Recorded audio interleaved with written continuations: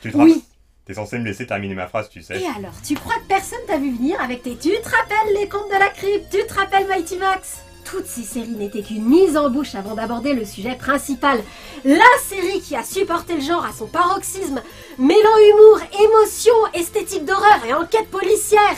Je veux parler bien sûr de Mystère As... Gravity Falls? On dit rien. On dit rien? On dit rien. Scooby-Doo Mystère Associé, qu'on va juste appeler Mystère Associé pour le reste de la vidéo parce que toute animosité envers la franchise mise à part c'est plus court, est-ce qu'on peut appeler l'accomplissement de son genre? Consciente d'être le énième opus d'une série de séries qui n'a que trop duré, et consciente d'être le énième ersatz de séries très nombreuses sur des jeunes qui mènent des enquêtes sur des phénomènes apparemment paranormaux, Mystère Associé n'a pas cherché à se démarquer de ses grandes sœurs, ni d'aucune des œuvres emblématiques du genre, mais à garder tout ce que ses prédécesseurs avaient pu faire de bien. Et forte de décennies de recherche de la part des scénaristes de dessins animés, elle est devenue au genre enquête et mystère ce que Loulou de Montmartre est aux histoires d'orphelines. Est-ce qu'on a vraiment besoin de présenter la franchise Scooby-Doo? Sur les séries précédentes, elle a déjà fait une vidéo.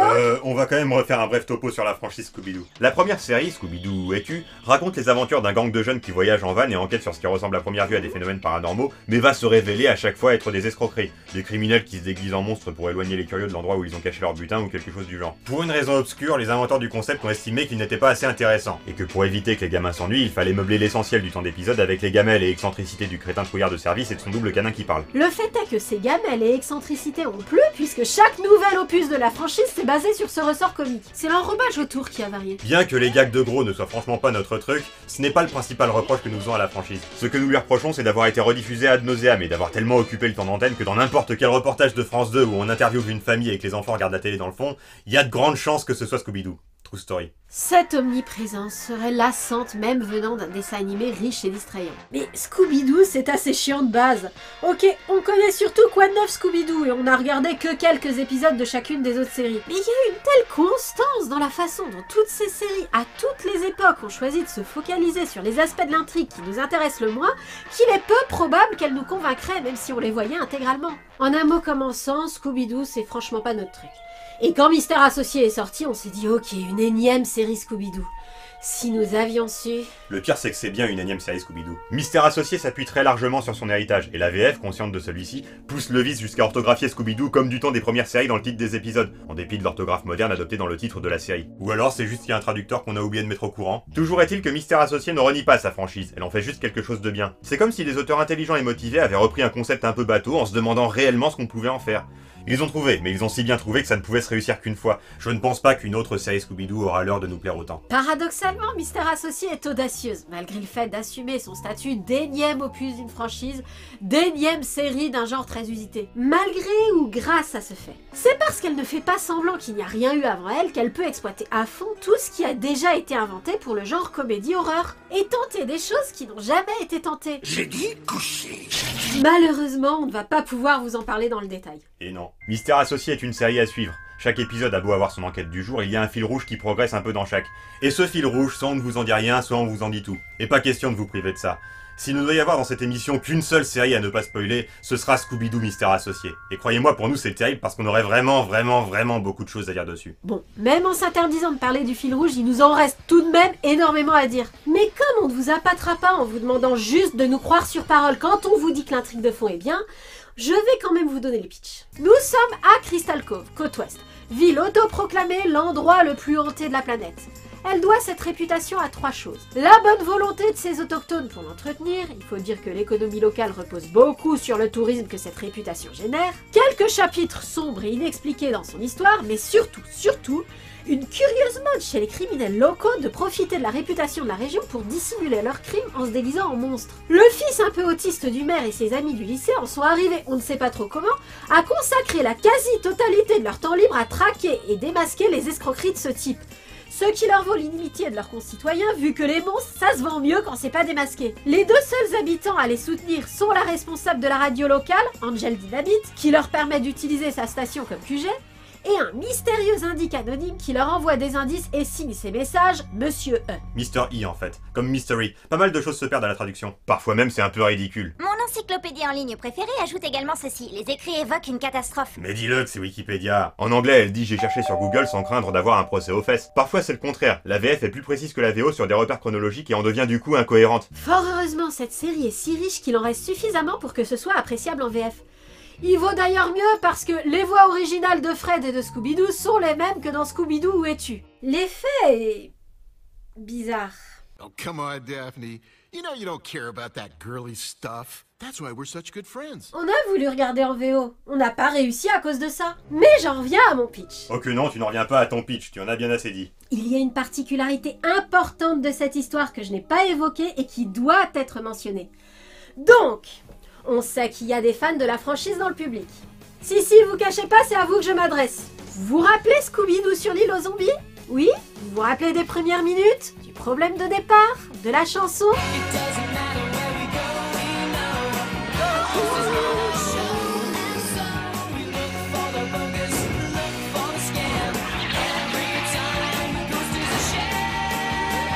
Ça pourrait être l'intrigue de Mystère Associé.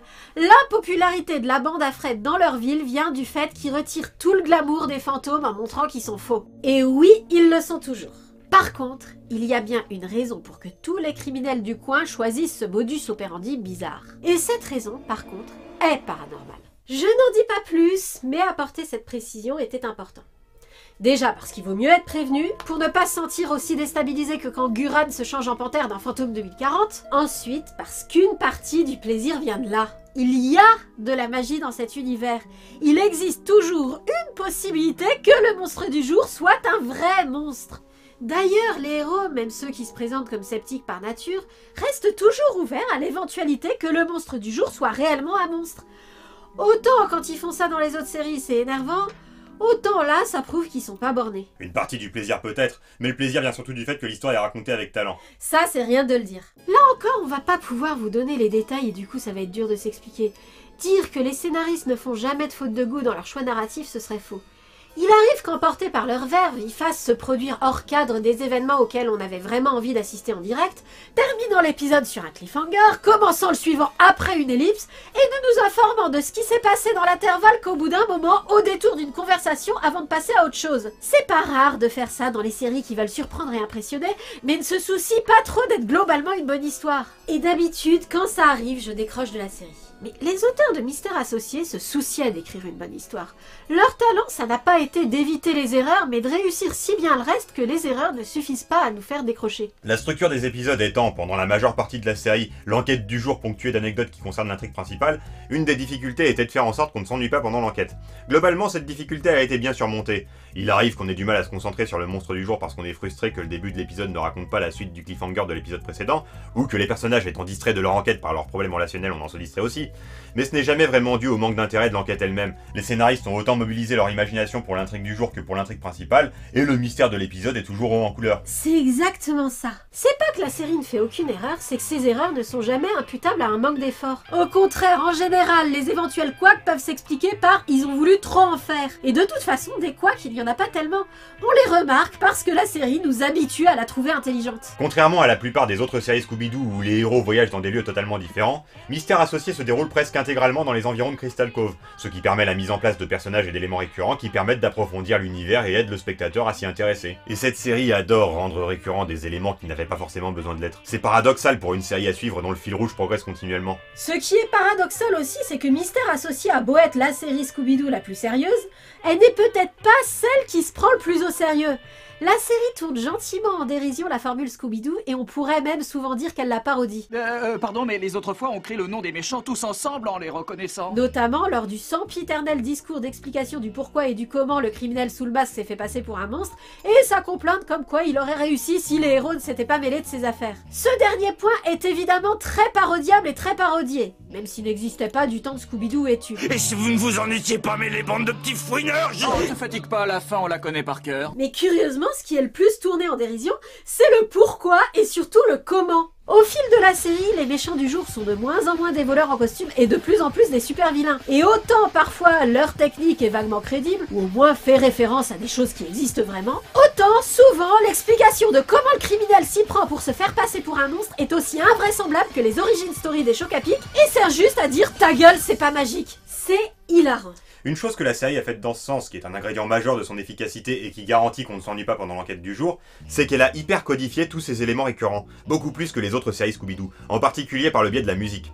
Chaque aspect de la série a un leitmotiv, et c'est particulièrement vrai donc pour la partie enquête. Il y a un thème musical correspondant à l'investigation, un jingle de démasquage du monstre, et une mélodie qui sera immanquablement jouée quand le criminel derrière le masque expliquera en quoi consistait son plan. Ce que ça change ? Tout ça change. Codifier ces éléments structurants joue dans Scooby-Doo Mystère Associé le même rôle que dans Phineas et Ferb. Ça permet de mettre en place des récurrences facilement identifiables, reconnaissables sans avoir à les verbaliser, qu'on peut aisément parodier sans lourdeur. L'enrobage, que ce soit pour ses aspects codifiés ou pour les autres, est en effet un ingrédient majeur. La série est conçue avant tout pour impressionner.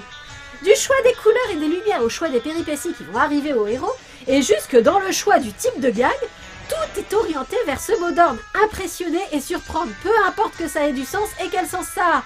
Il faut le souligner, parce que c'est rare de voir une série miser sur les sbroufs au point de négliger la cohérence scénaristique et la cohésion esthétique, et avoir raison de le faire. Ici, ça marche. Globalement, comme on a déjà dit, il y a des couacs toujours imputables à cette volonté de faire de l'esbrouf. Et d'habitude, j'ai horreur de ça parce que j'ai horreur qu'une histoire me prenne pour une idiote. Mais je n'ai pas le sentiment que cette histoire me prend pour une idiote. Pour cause, elle vise le spectaculaire mais pas la facilité. L'esbrouf d'accord, mais avec autant d'efforts qu'il faudra, puisqu'on ne s'attend pas à ce que le public soit idiot et se contente de peu. Du coup, l'art de jeter de la poudre aux yeux est poussé à son paroxysme, et à défaut d'applaudir la cohérence et le bon goût inaltérable de la série, on peut applaudir sa performance dans l'art d'impressionner et de surprendre. D'autant qu'à côté, elle ne fait pas semblant d'être complexe et riche. Elle l'est réellement. D'ailleurs, nous l'avons vu 2 fois. 2 fois de suite. C'est juste indispensable, il y a trop de choses à côté desquelles on passe sinon. Et pas seulement des références improbables ou des indices pour la suite, des fois la série surestime pas mal nos capacités à mémoriser les détails. Ici on est censé reconnaître tout seul que ce type à la tête très générique est bien le même gars qu'on a vu quelques épisodes plus tôt, sous une autre lumière et dans un autre costume. Il y a moyen de louper l'info, les personnages lui adressent la parole sans commenter le fait qu'ils l'ont déjà rencontré. Et encore, ce type, Ed Machine, continue de s'appeler Ed Machine tout du long en VF. Celle-ci change parfois la traduction des noms au cours de la série, ce qui, vous vous en doutez, n'aide pas à mieux suivre. C'est avocadon. Ça se dit avocados. Le fait est que, même si on loupe ces informations, on arrive quand même à suivre. L'essentiel est de piger que chaque phénomène du jour est autonome par rapport aux autres, mais qu'il se produit à cause de la mauvaise influence provoquée par Gravity Falls ? Crystal Cove, la ville s'appelle Crystal Cove, parce qu'elle abrite des minorifères. Non, on a vérifié, c'est pas une erreur de la VF. De toute façon, c'est redcodé. Dans un autre épisode, Crystal Cove est bien connu pour ses poignées de porte en cristal. Et puis, quoi qu'il en soit, dans les épisodes encore plus tardifs, on découvre que le nom de la ville est plus ancien et n'a rien à voir avec ses ressources naturelles. On ne vous en dira pas plus sur ce sujet, de toute façon je crois qu'on en a déjà assez dit. La série se lance des défis compliqués et il lui arrive de se prendre les pieds dans son riche costume de scène, mais elle ne se gamelle jamais, parce que tout ce qu'elle fait, elle le fait avec effort. Concrètement, on ne doute jamais que l'intrigue est exceptionnellement bien ficelée et incroyablement bien rythmée. Mais il y a des incohérences. On en a compté 15, qui vont de l'incohérence caractérisée à la bizarrerie typique des séries, explicable en se creusant un peu la tête. Mais même en les remarquant, ces incohérences paraissent dérisoires face aux efforts colossaux qui ont été déployés pour épater les spectateurs, même les plus exigeants. Et c'est sans doute pourquoi, des 3 dernières séries dont on vient de parler, c'est celle-ci la plus effrayante, la plus oppressante, en dépit du fait que la plupart du temps il n'y a pas de vrais fantômes. Il faut dire qu'elle manie avec brio l'esthétique et les codes de l'horreur. On sent la parenté, au moins de cousinage avec Creepshow, et qu'elle ne se prive d'aucune occasion de faire référence aux classiques du genre. Elle ne se prive d'aucune occasion de faire des références tout court. Bah oui, tu t'attendais à qui, Rorschach? Surtout aux anciennes séries ou aux autres séries d'Hanna-Barbera. On aperçoit même le fantôme du film live Scooby-Doo. À cause de ça et à cause de ses autres effets d'enrobage, elle n'est pas seulement la plus oppressante des 3 séries qu'on vient de chroniquer, elle est aussi la plus drôle. Oui, plus drôle que Mighty Max qui était déjà très drôle. Le côté oppressant et le côté comique se renforcent l'un l'autre. C'est dur à expliquer mais c'est comme ça que ça fonctionne. Enfin, ça contribue à ce que ça fonctionne. Ça aide pas mal, mais ce qui marche aussi, c'est que comme l'enrobage, l'humour est conçu pour toucher des gens assez intelligents et cultivés pour avoir des attentes avec lesquelles on va jouer. Ici, le monstre du jour est un vampire. Comme les héros sont ouverts à l'éventualité du paranormal, ils vont enquêter dans une banque de sang et... Est-ce que c'est du vrai sang? Quoi? Oh ça non, j'ai avalé une bouteille de jus de fruits et ça a giclé. Là-bas ils en ont des tonnes qui pendent partout. Analyser un gag, c'est le meilleur moyen de lui faire perdre tout son humour, mais il va bien falloir le faire pour expliquer de quoi on parle. Ici, le spectateur néophyte pense que le gag, c'est que Fred a bu du sang. Le spectateur plus habitué sait que le gag, ça va être que Fred n'a pas réellement bu du sang. Donc le gag, c'est qu'en fait, Fred a réellement bu du sang. Pour l'amour du ciel, tais-toi, je veux plus en entendre parler. D'ailleurs, pourquoi j'en ai parlé? Parce que c'est dans le script. Et donc, aux 3 niveaux de cette blague, le côté extrêmement glauque de la situation renforce le côté comique. La série ne fait pas que dans l'humour noir ou le comique de l'inattendu. En fait, elle utilise tellement de ressorts humoristiques qu'il serait vain de les énumérer. S'il y en a un principal, ce sera l'humour lié à la bizarrerie. Surtout la bizarrerie des personnages. Pas parce qu'ils sont stupides façon Knuckles dans Sonic Boom, et pas parce qu'ils sont caricaturalement badass comme dans Phineas et Ferb, c'est plutôt entre les deux. On vous a dit que les criminels de Crystal Cove subissent une influence paranormale qui les pousse à se déguiser en monstres pour leurs crimes. Mais même si c'est la manifestation la plus flagrante de la malédiction de Crystal Cove, ce n'est pas la seule. En réalité, tous les habitants de Crystal Cove subissent cette influence qui a pour résultat de les rendre complètement space, héros comme figurants. Comme on comprend assez vite que les Crystal Coviens... Crystal Covites... Bon, peu importe, ils sont eux-mêmes pas sûrs de comment ils s'appellent. Il va falloir qu'on sauve tous nos amis, les Crystal Covites. En fait, Samy, le vrai terme c'est Crystal Covien. Covien? Ça sonne un peu bizarre. Et je crois que c'est Crystal Coveners. Comme on comprend assez vite qu'ils ne sont pas responsables de leur folie douce, on peut rire à la fois de l'incongruité de leur conduite et du fait qu'ils s'en sortent très bien comme ça. Là encore, le gag se nourrit du malaise qui se nourrit du gag. Toujours est-il que dans ce contexte-là, il a été possible de camper les héros du Scooby Gang comme à la fois compétents et drôles. Contrairement à ce qu'on pourrait imaginer, notamment à cause des séries précédentes, le ressort comique principal n'est pas Sammy mais Fred. C'est lui le leader de la bande, et comme on l'a dit précédemment, il est complètement autiste. Nous ne disons pas ça à cause de son incapacité à remarquer quand une fille le drague outrageusement, en tout cas pas seulement. Son goût pour les enquêtes, et surtout pour la construction de pièges élaborés dans lesquels prendre le monstre du jour, vire à l'obsession. Il ne pense qu'à ça, malgré les efforts de Daphné pour lui faire penser à autre chose. Pire, ce qu'il apprécie, il ne l'apprécie qu'en fonction de ça. Ouais, je suis complètement sous le charme. Des joueuses? Non, des filets. Des filets? J'aimerais connaître leur tension élastique. Le nylon, y a pas mieux comme matériau pour tendre des pièges. En soi, cette passion n'est pas incongrue, puisque l'univers dans lequel il vit, qui subit l'influence paranormale que nous avons déjà évoquée, a développé toute une culture et une économie autour des pièges. À piège au prix, j'ai une carte de fidélité en tant que trappeur d'élite. Mais même selon les standards de cet univers, ce n'est pas normal d'être obsédé par le sujet comme les Fred. Ça ne veut pas dire que cette obsession est ridicule, parce qu'à force de réfléchir 24 heures sur 24 à la bonne manière de piéger les monstres, Fred a développé un véritable talent pour ça, et est sans aucun doute l'un des poseurs de pièges les plus doués du monde, si ce n'est le plus doué du monde. D'où la pertinence de le désigner sous le terme autiste. Son comportement étrange n'est pas dû à un manque d'intelligence ou à une intelligence réellement dévoyée, mais à une façon spécifique de fonctionner qui le rend exceptionnel dans ses domaines de prédilection et incroyablement nul pour ce qui est des interactions humaines, ou pour gérer ses émotions. À cause de son manque total de clairvoyance sur tout ce qui ne concerne pas les enquêtes et les mystères, Fred est persuadé que tout va pour le mieux dans le meilleur des mondes. Il est toujours d'une positivité en total décalage avec la situation. Donc le scénario va particulièrement s'acharner sur lui. On peut le dire, c'est montré tout de suite. Dès le premier épisode, la série va attirer notre attention sur le fait qu'il y a quelque chose de louche avec... Le maire Jones, Frédéric Jones Senior, le père de Fred. On sait pas trop si le scénario s'acharne sur Fred parce que c'est le héros, ou si Fred est le héros parce que le scénario s'acharne sur lui, mais en tout cas, le point central de la série, c'est lui. C'est sur son initiative que le groupe mène des enquêtes, c'est lui qui choisit de reprendre le nom de Mystère Associé en référence à un autre groupe de détectives à défaut de pouvoir imposer à ses amis de porter un uniforme de groupe, et c'est lui qui parle le plus de profiter du fait d'être jeune et d'avoir des amis avec qui on partage une même passion. L'histoire de la série, c'est avant tout son histoire. Le parcours du groupe, c'est avant tout son parcours. Mais il ne faut pas croire que les autres sont quantité négligeable pour autant. Ils ont beau être là pour suivre Fred, ils n'en sont pas moins des personnages riches, que ce soit sur le plan comique ou sur le plan sérieux. Daphné est sans doute la moins comique de tous. Bien sûr, ça ne veut pas dire qu'il n'y a pas de gags l'impliquant, mais ces gags qui l'impliquent seront plutôt circonstanciels et ils ne découleront pas d'un aspect incongru de sa personnalité. Il n'y a pas grand chose d'incongru dans sa personnalité. Elle est intelligente, attentive aux autres, déterminée, mais ce qu'elle est surtout c'est normal, étonnamment normal pour la ville où elle habite. Au sein du groupe, elle n'est ni le génie des pièges, ni la bibliothèque ambulante capable de recouper les indices avec d'autres informations, ni celui qui a de l'instinct et de l'improvisation, elle est juste la normale. Elle a plus ou moins le rôle du Jack William Dalton, ce personnage sans caractéristiques particulières qui permet au groupe d'être un groupe et pas une somme de multiples personnalités. Son rôle dans le groupe consiste à être le gars normal qui fait du groupe un groupe. Et de fait, dès qu'elle n'est plus là, les membres du groupe sont démotivés, pas seulement Fred. Mais c'est plus compliqué que ça. Elle est tout de même l'objet de deux ressorts scénaristiques récurrents, son enlèvement régulier par des monstres et sa relation avec Fred. J'ai vraiment beaucoup de choses à dire sur sa relation avec Fred, alors commence par les monstres. Ok, dans les anciennes séries Scooby-Doo, malgré le fait d'être la jolie fille du groupe, Daphné n'est pas spécialement celle qui se fait enlever par le monstre. Ça lui arrive, mais beaucoup moins souvent que le film essaie de nous le faire croire. C'est pas du tout le temps, hein, c'est pas vrai? Pour autant, Mystère Associé joue de ça, et Daphné est très souvent celle qui se fait enlever ou poursuivre par le monstre ou qui tombe dans les pièges, mais soit c'est fait exprès pour attirer le monstre dans un piège, soit ça sert à montrer qu'elle est badass, soit ça sert à découvrir une nouvelle piste, mais bien souvent c'est surtout pour démontrer que Fred a beau être totalement insensible à ses avances, il perd les pédales dès qu'elle est en danger. Oh, je vois un livre là-haut. Une fois Daphné en a lu un. Le reste du temps, la série se débrouille pour démontrer que ce n'est pas un manque de badassitude. Donc oui, le principal intérêt d'un enlèvement de Daphné par le monstre, c'est que Fred perde les pédales. Et ça, c'est indispensable vu qu'il est tellement autiste, le Fred, que même le concept d'être amoureux lui échappe totalement. Au début de la série, il est réellement persuadé que ce qu'il éprouve pour Daphné, c'est une profonde et sincère amitié, et il se demande bien pourquoi il a tant de mal à supporter qu'il lui arrive quelque chose. Quand on était petit, le gag c'était que les mecs ne pensent vraiment qu'à ça. Aujourd'hui, le gag c'est qu'ils n'y pensent vraiment pas. Ce qui est beaucoup plus réaliste et évitera aux petites spectatrices hétéros de grosses déceptions dans leur future vie de couple. Quoi qu'il en soit, la relation de Fred et Daphné, ce n'est pas juste un gag. J'ai dit une fois que j'appréciais beaucoup le traitement des relations amoureuses dans la saison 1 de Code Lyoko parce que ça campait merveilleusement bien les premiers émois adolescents. Ici, ce qui est campé, c'est la construction de sa première relation adulte. Les héros sont jeunes. Ils ne voient pas d'un bon œil leurs aînés qu'ils trouvent peu dignes de confiance et bornés, mais on ne peut pas dire qu'ils soient enfants ou ados, même s'ils sont au lycée. Ils sont dans cette phase de transition où on choisit quelle personne on veut être et avec quelle personne on veut vivre. Ils n'ont plus l'âge d'être bouleversés par les sentiments que l'autre leur inspire au point de passer toute une saison à se tourner autour sans oser faire le premier pas.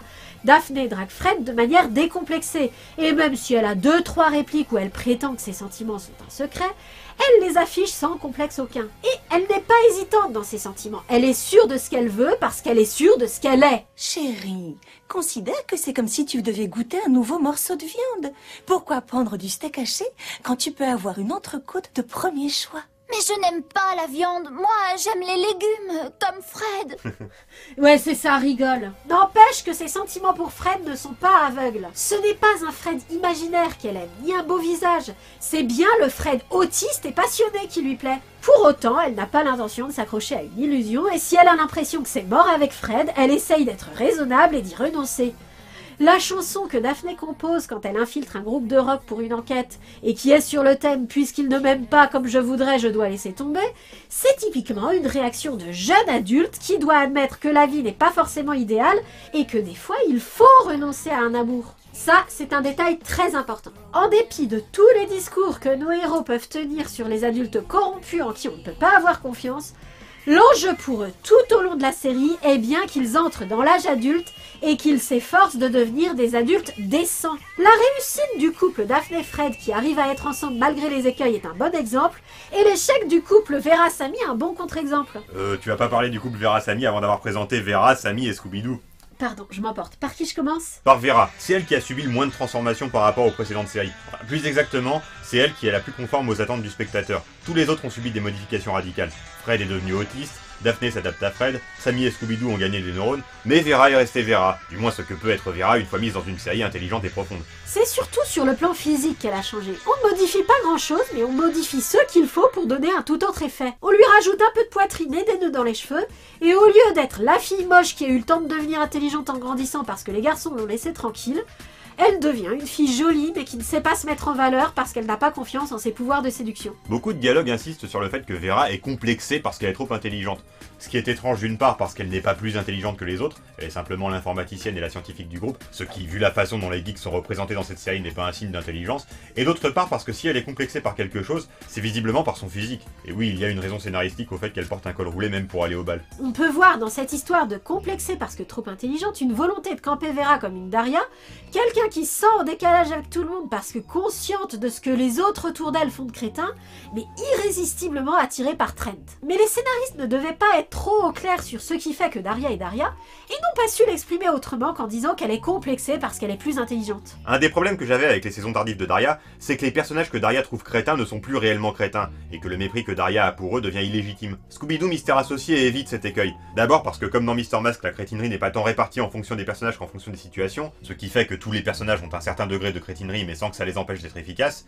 Ensuite parce que Vera n'est pas aussi intransigeante que Daria, puisque contrairement à Daria, elle recherche désespérément l'affection des autres, et n'hésite pas à faire des choses qui ne lui ressemblent pas, comme aller au bal ou être dirigiste avec son petit ami, pour gagner le respect de la société. Surtout, Vera est plus ouverte d'esprit que Daria. On insiste beaucoup sur le fait que la sceptique du groupe c'est elle, mais ce n'est pas Scully, même si certains dialogues prétendent le contraire. Elle est tout à fait prête à envisager que le paranormal existe, elle attend juste d'avoir une preuve avant d'y croire. Si on lui donne cette preuve, ça ne l'angoisse pas plus que ça, car elle a toujours été consciente qu'elle pouvait se tromper et l'a toujours accepté. Ça lui permet d'être plus sympathique que Daria. Il lui arrive fréquemment de se conduire objectivement très mal, mais comme sur le long terme c'est principalement elle qui en subit les conséquences, et puisque quand elle se remet en question c'est pour de vrai, le spectateur ne parviendra jamais vraiment à la détester. Du coup, c'est à travers elle que la série parle du mal-être intrinsèque à l'adolescence. Les autres membres du groupe, eux, sont mieux dans leur peau, les plus sereins étant Samy et Scooby-Doo. En même temps, c'est pas très étonnant. Ils sont les seuls membres du groupe à avoir grandi dans une ambiance sereine. scène. Les parents de Sammy à vue de nez sont les moins toxiques de tous les parents du groupe. Le père de Fred est froid et méprisant, les parents de Daphné la comparent tout le temps à ses sœurs et s'immiscent dans sa vie privée, ceux de Vera entrent par effraction dans sa chambre et lisent son blog non pas par intérêt pour le contenu mais pour espionner leur fille. À côté de ça, les parents de Sammy, qui le laissent être lui-même, tolèrent sa relation très fusionnelle avec son chien et ses excès culinaires, et ont leurs activités à eux plus intéressantes que de se mêler de la vie de leur fils, font figure de parents idéaux. Évidemment, on est dans Mystère Associé et il faut se méfier de l'eau qui dort. Le jour où les parents, lassés des activités de détective de leurs enfants, séviront, ceux de Sammy se révéleront les plus ignobles de tous. Quoi qu'il en soit, Sammy est celui qui a grandi dans le cadre le plus épanouissant et est le mieux dans sa peau. La série mettant en scène la difficulté qu'il y a de devenir un adulte décent quand la plupart des adultes sont bornés et étroits d'esprit, aucun membre de l'équipe principale ne pouvait être un authentique crétin. Sammy est donc aussi intelligent que ses amis, mais comme Daphné, il n'a pas de spécialité et pas de rôle prédéfini dans le déroulement des enquêtes. Comme il n'est pas trouillard non plus, bon, comme il est celui qui a le moins de complexe, il n'a aucun mal à exprimer ses sentiments, et du coup, quand il se passe quelque chose qui fait peur, il exprime plus sa peur que les autres. Mais lui et Scooby-Doo font preuve de courage à chaque fois qu'ils en ont l'occasion. Donc, comme il n'est pas trouillard non plus, la seule chose qu'il garde de ses précédentes incarnations, c'est son féroce appétit et sa notion atypique de la gastronomie. Par conséquent, son rôle dans le groupe est d'être le bon vivant des involtes qui ne se prend pas la tête, ce qui ne l'empêche pas de s'intéresser au mystère et d'avoir un bon instinct. Son rôle dans l'enquête consistera souvent à relever l'indice qui nécessite d'avoir de la culture dans un domaine inavouable. Du moins que les auteurs estiment inavouable. Franchement, c'est quoi le truc des Américains avec les polkas à l'accordéon? Apparemment, c'est censé être un truc de geek et la série déteste les geeks. Enfin, au final, on n'est plus tellement sûr de ça. À l'instar de Mighty Max, la série présente les geeks comme affreux et insupportables, elle est complètement aveugle au fait que Fred, Vera et Sammy sont eux-mêmes geeks dans leur domaine, et la plupart des gags impliquant des geeks ne fonctionnent que si le spectateur estime qu'un geek de base c'est quelque chose de très ridicule. Tout ce que nous disions dans notre vidéo sur Freakazoid. Mais finalement, tous ces personnages de geeks se rendent utiles au moins une fois et la série n'insiste pas plus que ça sur leur ridicule. Ça peut être parce que les auteurs estiment que le ridicule d'un geek ça tombe tellement sous le sens que ça n'a pas besoin d'être mis en scène, ou ça peut être parce qu'ils cherchent à démontrer qu'un geek au final c'est moins grave qu'un shérif Bronson Stone qui fait semblant d'être crétin pour avoir l'air cool, mais qui quand on creuse s'avère être réellement crétin. Ce qu'il y a aussi c'est que la série est ambiguë sur le sujet des geeks. Pour un épisode qui essaye de casser les préjugés, il y en a d'autres avant et après qui présentent les geeks comme des bouffons à des fins purement humoristiques. Quoi qu'il en soit, si c'est Sammy qui résout le problème du jour, c'est simple, ça veut dire que ça n'aurait pas pu être résolu avec dignité. Quand on parle des autres séries, on dit généralement que Sammy et Scooby-Doo sont le même personnage 2 fois. Ici, ils continuent à avoir des personnalités très proches. Même si Scooby-Doo, étant un animal, se montrera généralement plus impulsif et immature que son maître. De fait, tout ce qu'on vient de dire sur Sammy s'applique à Scooby-Doo. Il est bien dans sa peau, intelligent, il exprime ses émotions, il fait preuve de courage à diverses occasions. Et comme c'est tout de même un dog allemand, il est assez costaud pour jouer le rôle du copain musclé qui tient les méchants en respect.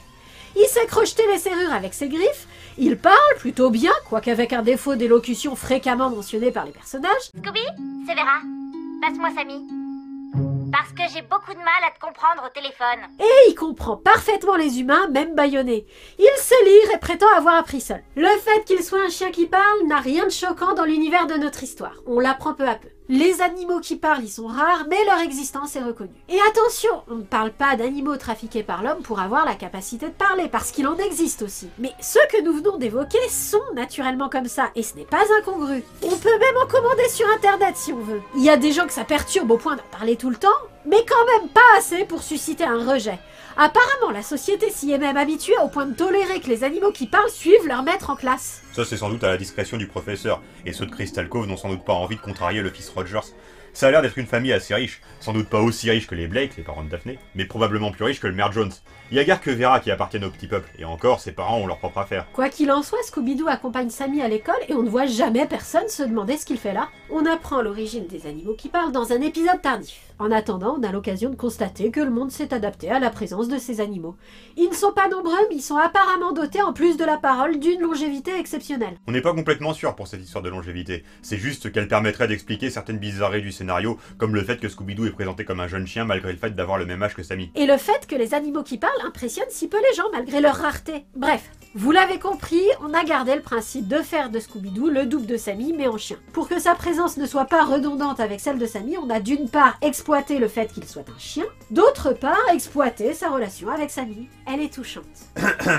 J'ai pas dit saine, j'ai dit touchante. C'est une relation similaire à celle de frères jumeaux qui ont grandi en étant fusionnels et qui, maintenant qu'ils commencent à être grands, découvrent et acceptent difficilement que, de temps en temps, il va falloir apprendre à s'éloigner l'un de l'autre. Non, croyez-moi, moi aussi, la première fois qu'elle m'a parlé de cette histoire de jumeaux, je me suis dit qu'elle allait chercher un peu loin. Et puis la série elle-même a rendu la comparaison officielle. La difficulté qu'ont Sammy et Scooby-Doo à s'éloigner l'un de l'autre n'est pas un gag. Pas plus que l'échec du couple Vera-Sammy, qui y est en partie dû, mais pas que. C'est l'une de ces tragédies tragédies dont l'enfant qui devient adulte découvre que la vie est faite et avec lesquelles il doit apprendre à vivre. C'est aussi en ça que la série parle de l'entrée dans l'âge adulte. En gros, Vera et Sammy n'arriveront jamais à être heureux ensemble juste pour que le petit spectateur sache que l'amour des fois ça rate. Comme tu dis souvent, on a la réalité pour nous informer de ça. Certes, mais le cas Vera-Sammy a le mérite d'être montré de façon détaillée, de nous donner tous les éléments pour déterminer quelle est la cause de cet échec, et en quoi il n'a rien d'aussi absurde et aléatoire que ceux qu'on connaît dans la vraie vie. Je dis pas que c'est pas par souci de réalisme qu'on a mis ça là, c'est une série très réaliste dans le traitement des intrigues amoureuses et des relations humaines en général. Quand elle s'aventure sur ce terrain, elle s'autorise à être aussi inesthétique que la vraie vie. L'échec de la vie amoureuse de Vera est un des multiples exemples de ça. Comme tu l'as dit, en général, je n'aime pas que la fiction soit gratuitement cruelle par souci de réalisme. Mais là, c'est tellement saisissant de réalisme, tellement peaufiné dans les moindres détails, qu'on ne peut que voir la beauté de la mise en scène au-delà de la tragique banalité des événements qui se produisent à l'écran. Et c'est étrange qu'on ait traité les sous-intrigues romantiques avec tant de minutie, vu que ces sous-intrigues ralentissent la progression de l'enquête. Mais ces enquêtes n'étant pas toujours complexes et les informations sur le fil rouge diffusées au compte-gouttes n'occupant que très peu de temps d'épisode à chaque fois, les minutes consacrées aux relations entre personnages ne sont pas des minutes perdues. Au contraire, le caractère rude de ces intrigues romantiques alimente l'ambiance oppressante qui fait le charme de la série, renforce le côté humoristique par contraste et est renforcé par lui. Le fait que le côté sitcom du truc soit traité sur un ton très sérieux est un des ingrédients qui fait que ça marche. En tout état de cause, ça évite d'avoir à meubler l'enquête seulement avec les gamelles de Sammy et Scooby-Doo comme dans les séries précédentes. N'empêche, ce couple qui échoue sans rédemption dans une fiction, c'est malaisant. D'autant plus qu'il rate à cause du chien. Non, le problème du chien est seulement révélateur du fait que le couple échoue. On ne sait pas ce qui a poussé Vera et Sammy à se mettre ensemble. A priori, les films de Vincent Van Gogh. Oui, il est aussi dans la série. Même Scrappy-Doo y est. Viens, ne restons pas là. Souviens-toi que nous nous sommes promis de ne plus jamais parler de lui. Quand la série commence, ils sortent ensemble depuis peu et Sammy n'est clairement pas enthousiaste. Il tient Vera à distance sous prétexte que Scooby-Doo n'est pas prêt à le laisser avoir une vie amoureuse, ce qui est vrai, mais il ne semble pas très impatient que Scooby-Doo soit prêt. Il s'est laissé entraîner dans cette histoire de sortir ensemble alors qu'il n'est clairement pas amoureux, et maintenant il n'ose pas le dire ou même l'admettre. C'est déjà une situation compliquée. Pour la compliquer encore, il y a les problèmes personnels de Vera. Elle a beau sincèrement apprécier Sammy pour ce qu'on en sait, son manque d'affection et son besoin de reconnaissance la poussent à vouloir être une adolescente normale qui a des activités d'adolescente normale et un petit ami aux normes. Persuadée que c'est le rôle d'une fille d'aider son copain à s'améliorer, et malheureusement pas démentie par Daphné à qui elle pose la question, notez qu'elle l'a tout de même posée, elle essaye de forcer Sammy à changer, à devenir quelqu'un qui n'a pas envie d'être, ce qui a déjà toutes les chances de faire foirer un couple, même s'il marchait à la base, alors laisse peu de chance à son couple avec Sammy de perdurer. En outre, elle est trop insécurisée pour tenir à Scooby-Doo le discours qu'il a besoin d'entendre, à savoir que ce n'est pas parce que Sammy se met à fréquenter des filles qu'il cessera d'aimer son chien. Au contraire, elle a besoin que Sammy lui prouve son amour en lui donnant l'exclusivité de son affection, ce qu'il ne ferait pas même s'il était réellement amoureux d'elle, puisque pour lui c'est pas son chien, c'est son frère jumeau. Quand Sammy rompt avec Vera, tout le monde prétend que c'est pour céder aux caprices de Scooby-Doo. Mais lui, il dit la vérité. Il dit que c'est parce qu'il n'est pas encore prêt. Il n'aura aucune difficulté à mettre Scooby-Doo devant le fait accompli le jour où il tombera amoureux pour de vrai. En même temps, l'expérience Vera a donné à Scooby-Doo la maturité qu'il faut pour laisser Sammy tomber amoureux sans en prendre ombrage. Au final, le fait que Sammy soit sorti avec Vera n'aura été une mauvaise chose que pour Vera. Mais Vera souffrira bien assez pour toi. Elle ne se remettra jamais de l'expérience, même quand elle rencontrera Marcy. Elle s'appelle Misso de Boudin. Al, il n'est pas question que je parle de la tension amoureuse entre Vera et Misso de Boudin. Elle s'appelle Marcy. Vera l'appelle Marcy. Pour moi, ce sera Marcy. Au moins tant qu'on parlera de son statut de William. Pour que Misso de Boudin soit le William, il faudrait que Sammy soit le Ulrich, et ça on a vu que c'était pas le cas. C'est là que la série commence à être assez peu claire. Après une période de transition pendant laquelle il finit par s'intéresser aux filles et convaincre Scooby-Doo d'accepter ça, il tente de se remettre avec Vera, qu'il repousse parce qu'elle est toujours blessée. Les choses en restent là jusqu'à la fin. Il n'y a jamais de scène où ils se font la réflexion qu'au fond, ça leur convient à l'un comme à l'autre d'être amis. En plus, juste après leur rupture, Fred fait comme si le problème c'est que Sammy doit reconquérir Vera. Et pourquoi tu construis pas un piège à Vera? Chucky, c'est Fred. Ta question, c'est sur l'amour, c'est ça? Et tu viens me voir moi pour te conseiller? Oh, cette blague, Scooby, c'est pas à moi qu'il faut demander. Le même Fred qui a été le premier à dire à Vera que c'était pas forcément une bonne idée de sortir avec Sammy. Écoute, Vera, Tu te compliques beaucoup trop la vie. Pourquoi chercher à avoir ce genre de relation avec lui, alors que tous les 5 nous partageons quelque chose de particulier? Même une horloge cassée donne l'heure juste 2 fois par jour. Vers la fin de la saison 1, les sentiments de Sammy seront plus ambigus, mais à ce stade de l'histoire, tout ce qu'il veut, c'est que lui et Vera redeviennent copains. Mais revenons à Miso de Boudin. Fille du propriétaire du parc d'attractions de la ville, elle est obligée de se laver avec l'eau des hot dogs, ce qui lui donne une odeur particulière qui lui vaut son surnom et son manque d'amis. Deuxième en science, elle est jalouse de Vera qui est à la première place. Puis la saison 1 se termine façon l'Empire contre-attaque, sur une catastrophe devant à tout prix être résolue par une suite. Quand la série reprend, après une ellipse d'une longueur indéterminée, on constate que Vera et Miso de Boudin sont devenus très proches pendant la transition. On ne sait pas à quel point. Ce qu'on ne sait pas, c'est si elles sont déjà ensemble sans que les dialogues soient explicites à ce sujet, façon Diabolique et Eva, ou si elles en sont encore au stade où elles se tournent autour. Mais la nature de leurs sentiments l'une pour l'autre ne me semble faire aucun doute. Avec tout le respect que je dois au professeur Yawa, une bromance façon BD belge, ça ne se met pas du tout en scène comme une romance. Et ça, ou j'y connais rien, ou ça a tout à fait l'esthétique d'une scène de romance. L'accent est mis sur le trouble des protagonistes, la lumière et la musique donnent une ambiance romantique. Pour moi, c'est suffisamment flagrant pour être volontaire de la part des auteurs. En tout cas, malgré son introduction abrupte dans le scénario, cette relation est touchante et il est agréable de la regarder. Lorsque l'équipe se reforme au début de la saison 2, Daphné ne la rejoint pas tout de suite et est remplacée par Miso de Boudin pour quelques épisodes. Quand elle s'en va parce que Daphné revient, ça ne remet pas en question sa relation avec Vera. La seule chose qui vient se mettre entre elles, c'est l'intrigue principale, dont les péripéties rendent très compliqué pour elles de continuer à se voir. Mais elles parviennent quand même à rester proches. Au milieu de l'ambiance sombre de la série, c'est réconfortant à voir. Si on parlait de vraies personnes, on pourrait sans peine en conclure que Vera serait mieux avec Marcy qu'avec Sammy.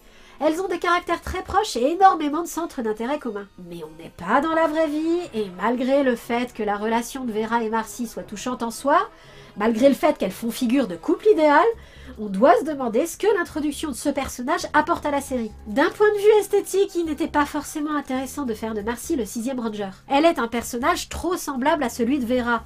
La présence des deux dans l'équipe ferait double emploi, et très vite, il risquerait de ne pas y avoir grand-chose à raconter à part leur relation. Pas que ce soit déplaisant d'entendre parler de relations qui fonctionnent, mais Fred et Daphné arrivent à avoir chacun un rôle dans l'intrigue indépendamment de leur couple, et c'est pour ça que ça marche. Marcy, elle, ne sert vraiment qu'à être la love interest de Vera. Malgré ça, soit elle et Vera ne se mettent jamais en couple, soit elles l'ont fait hors cadre entre les deux saisons et ne le disent jamais explicitement. Là non plus, la série n'est pas très explicite sur ses intentions. On est à peu près sûr des sentiments de Marcy. Le générique où elle apparaît comme 6e Ranger ne laisse pas vraiment d'ambiguïté. Mais c'est plus difficile de trancher sur les sentiments de Vera. Si touchante et si romantique que puissent être les scènes entre les deux filles, et même si ce serait pas la première fois qu'on voit un couple peu démonstratif dans un dessin animé, le fait que Vera n'aura jamais de vraies scènes de réconciliation avec Sammy, ou au moins de scènes où elle admet qu'au final elle est heureuse de ce que sa vie est devenue, pose problème et laisse un sentiment d'inachevé. Faut croire que le but final c'était juste ça, de mettre en scène un couple qui échoue et dont l'échec n'est jamais compensé. C'est curieux, mais encore une fois, cette série n'hésite pas à infliger à ses personnages des humiliations dont on ne se relève pas. Tu veux dire comme dans... Ok, j'ai rien dit. Des situations humiliantes dont on ne se relève pas, disais-je, sauf que le plus étrange dans tout ça, on l'a déjà dit mais il faut le redire, c'est qu'on ne retire pas un sentiment d'inesthétique ou de gratuité. On est triste que le sort soit si injuste avec Vera et frustré qu'elle ne trouve pas complètement le bonheur avec Miso de Boudin, mais jamais au point d'être rebutée. C'est un des ingrédients de cette ambiance qui nourrit l'humour et se nourrit de lui. Ça doit être aussi parce que Vera n'est pas ridiculisée pour autant. Personne n'est jamais durablement ridicule dans cette série. Même pas le shérif Bronson Stone qui devient un personnage plus sympathique dans la saison 2. D'ailleurs, beaucoup de personnages qui étaient antipathiques dans la saison 1 deviennent sympathiques dans la saison 2. C'est un autre truc qui rappelle... Ok, je dis rien. Au fur et à mesure que le fil rouge de l'intrigue avance, il est évident que si les héros vont s'en sortir à la fin, c'est parce que malgré les dramas qui secouent leur groupe depuis le début de l'histoire, et peut-être un peu grâce à ces dramas qui les ont obligés à se remettre régulièrement en question, ils ont un bon fond. Et c'est là que, peu à peu, Scooby-Doo prend la place qui justifie qu'il soit le personnage titre. À partir du moment où il devient clair que la clé du salut est dans le bon cœur des héros, il devient également clair que la clé de leur bon cœur, c'est Scooby-Doo. Oui, ce même Scooby-Doo qui ne supportait pas de voir son maître sortir avec une fille, mais a fini par mûrir assez pour accepter cet état des choses. Dès que les choses ont commencé à devenir vraiment dures, il a su être là pour ses amis et est devenu peu à peu celui à qui on se confie et celui qu'on écoute. Et à ce stade du scénario, on réalise que s'il n'y a jamais eu de réconciliation entre Vera et Sammy, il y en a plus ou moins eu une entre Vera et Scooby-Doo. En fait, ce qui frustre reste raisonnablement frustrant parce qu'on ne peut pas s'empêcher de faire confiance aux auteurs. Ce n'est pas une série paresseuse, ça se voit dans les aspects techniques. C'est une série qui n'hésite pas à changer durablement l'apparence de ses personnages quand la cohérence l'impose. Tu veux dire comme... Non. Bon, allez, sérieusement. Moi non plus, j'aime pas Gravity Falls, mais c'est pas parce qu'on n'aime pas Gravity Falls que ça nous dispense de faire notre boulot correctement. On peut pas faire l'impasse sur le fait que Gravity Falls et Mystère Associé, ça se ressemble beaucoup. Ah franchement, c'est vraiment pas à l'avantage de Gravity Falls. Oui, Mystère Associé est ce qu'on s'attendait à ce que Gravity Falls soit quand on nous l'a survendu en nous prétendant que c'était drôle, touchant et angoissant. Sérieusement, les gens, vous sous-estimez trop les dessins animés. Les qualités que vous prêtez spécifiquement à Gravity Falls sont en fait des qualités très courantes de dessins animés. Il y a des tonnes de dessins animés qui mélangent mystère et humour, qui ont un scénario avec un début, un milieu et une fin, et des personnages bien construits dont les relations évoluent au fil de la série. Ça va faire 7 ans que nous faisons des vidéos sur des séries qui sont presque toutes comme ça, et nous ne tombons jamais à court. Bon, beaucoup n'ont pas de fin. Mais nous espérions que ça vous convainque que dans les séries animées, on trouve des tas de choses géniales depuis longtemps. L'ambition esthétique, le désir de s'adresser à un public plus varié que simplement le plus jeune, et la volonté de faire quelque chose d'original qu'on prête à Gravity Falls, ce sont en fait des choses très courantes dans les dessins animés des 30 dernières années. Ça va mieux. On peut parler des points communs entre les deux séries maintenant? D'accord, parlons-en, mais laisse-moi d'abord finir sur l'aspect technique. La série donc n'hésite pas à changer le skin des personnages. Dans un épisode, Fred décide que pour remotiver le groupe, il faut lui trouver un nom et un uniforme. Ils porteront les uniformes tout l'épisode pour finalement ne garder que le nom. Dans un autre épisode, nos héros visitent une fête médiévale et se costument. Oui, c'est une fête médiévale et Sammy est en pirate, ne demandez pas pourquoi, d'après notre indice, c'est effectivement un truc que les gens font, se déguiser en pirate pour les fêtes médiévales. Quoi qu'il en soit, ils ont ce costume tout l'épisode. Et ça encore, c'est rien. Si Sammy se coupe les cheveux, ses cheveux vont effectivement mettre plusieurs épisodes à repousser. De la même façon que quand Stan se blesse et qu'il garde son pansement à l'épisode suivant. Contente? Le chara-design est à première vue très simple. A priori trop simple pour caricaturer de façon reconnaissable Brenda et Dylan de Beverly Hills, ou Jonathan et Jennifer de L'amour du risque. Mais mine de rien, entre le choix des couleurs, la tendance aux lunettes à verre fumé et le fait qu'il n'y a pas de blanc des yeux, ce chara-design est tout sauf dépourvu de caractère. Le fait qu'il n'ait pas de blanc des yeux. Et comment? C'est perturbant mine de rien, quand ils sont sales, leurs yeux sont sales. Bon, maintenant tu peux nous expliquer pourquoi Mystère Associé et Gravity Falls ça se ressemble? Je me l'explique pas. Les deux séries ont en commun de raconter le quotidien d'une ville en proie à des phénomènes étranges et de jeunes gens confrontés à la difficulté de grandir, et du coup ça impose peut-être des thèmes communs comme les complots, les policiers non fiables et les membres de la famille qui vous cachent des choses. Le mélange mystère-épouvante impose peut-être aussi la dissimulation de détails cryptiques dans les épisodes. Mais les choses plus structurelles, comme le fait que les personnages antipathiques deviennent sympathiques dans la saison 2, la mise en scène d'humiliation des personnages principaux sans qu'on sache immédiatement quel but esthétique ça sert, ou le fait qu'il y ait une cohérence graphique entre les épisodes et une vraie fin conclusive, c'est totalement gratuit comme point commun. Le coût de la cohérence graphique est significatif. Il prouve que les deux séries ont le même degré d'ambition. Mettre de la cohérence graphique entre les épisodes, ce n'était vraiment pas indispensable. Nous sommes habitués à ce que dans les dessins animés, les vêtements déchirés et les lunettes cassées se réparent instantanément. En maître, c'est signe qu'on prend son travail plus au sérieux qu'il n'est exigé. Même chose pour la fin conclusive. De notre point de vue, une fin, c'est indispensable dans une fiction. Mais beaucoup de dessins animés se dispensent d'en avoir une. C'est une autre preuve de sérieux. Mais même cette ambition commune de sérieux n'explique pas les thèmes, la structure et les ressorts scénaristiques communs. On va vous faire une confession. C'est Gravity Falls qui nous a inspiré ce triptyque sur les séries d'horreur. C'est parce que la façon dont Gravity Falls exploite l'esthétique de l'horreur ne nous a pas convaincus que nous avons voulu présenter ce qui se fait de bien en termes d'horreur-aventure dans les dessins animés sur un axe chronologique qui commence par Creepshow, passe par Mighty Max et se termine par Scooby-Doo Mystère Associé, car nous avions dans l'idée qu'il y avait une progression logique entre ces trois séries. C'est le cas, et ces séries montrent bien de quelle manière un dessin animé pour la jeunesse peut efficacement exploiter les codes de l'horreur.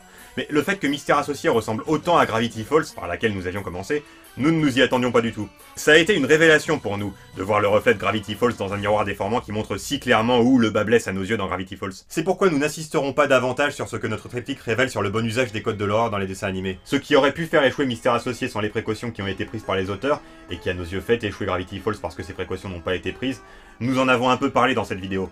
Pour le reste, nous vous encourageons vivement à regarder les deux séries. Leurs similitudes sautent aux yeux, et par là même, ce qui les rend fondamentalement différentes frappe tout autant. Mais comme tu l'as dit, cette évidence ne permet pas d'expliquer pourquoi ces séries sont si semblables. On peut juste dire que les deux séries se ressemblent. Plus que la saison 1 de Code Lyoko ne ressemble à Jumanji. À ceci près que Mystère Associé raconte l'histoire d'adolescents devant gérer des phénomènes mystérieux malgré leurs problèmes d'adolescents, et que Gravity Falls raconte l'histoire de préados gérant leurs problèmes de préados grâce à des phénomènes mystérieux. Ce qui expliquerait pourquoi le côté oppressant de Mystère Associé est plus marqué. Ce côté oppressant n'a rien de douloureux. Comme on a dit un tas de fois, il nourrit l'humour qui le nourrit en retour. Du coup, c'est complètement cathartique, et malgré tout ce qu'elle a de sombre, la série fait du bien. C'est pourquoi de toutes les séries Scooby-Doo, c'est sans doute celle qui a le plus marqué. La rumeur de réception critique mitigée qu'on lit beaucoup sur internet semble infondée et paraît simplement venir du fait qu'il n'y a pas eu de saison 3 et que cet état de fait a été interprété comme ça. Décidément, les gens ont du mal avec le concept de fin conclusive. Car on voit mal comment celle de Scooby-Doo Mystère Associé aurait raisonnablement pu l'être davantage. Bref, une série qui se veut l'héritière de bien d'autres, toutes plus diverses et variées, sublime son héritage et tient en haleine jusqu'au bout, trouve l'équilibre qu'il faut entre noirceur et humour, entre esbrouf et profondeur, et mérite qu'on s'en souvienne. Ah, c'est toi, Phil, enchanté. Ah, cool ton foulard. C'est combien ton tour de cou? Moi, je fais du 16,5, mais parfois ça monte à 19 quand il fait humide. Allons y jeter un œil. Tu crois que c'est Isis qui est derrière ces vols mystérieux? Hé, Elga, t'as entendu parler de mon faible pour le pudding au citron? Pour le capitaine Cutler, ce n'était qu'un pirate qui s'en prenait au bateau. Le vrai prénom du mineur sans peur était Hank.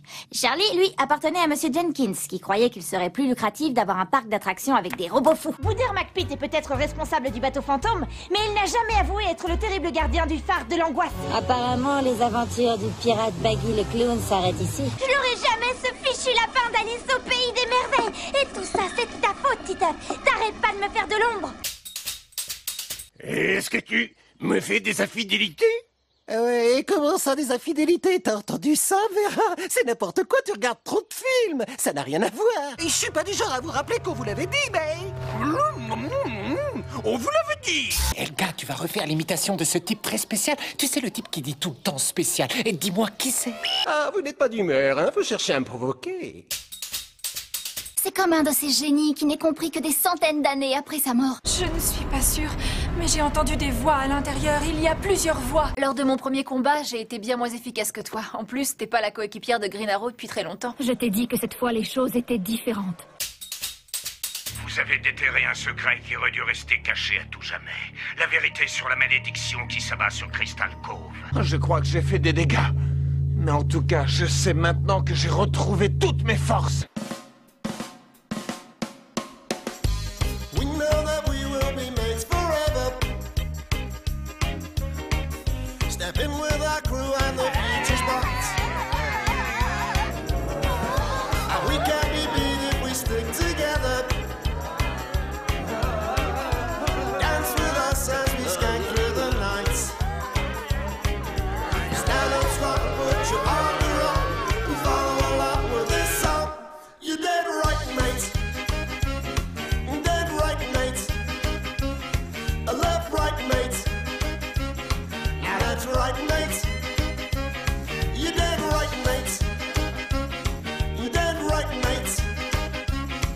Top night, mate.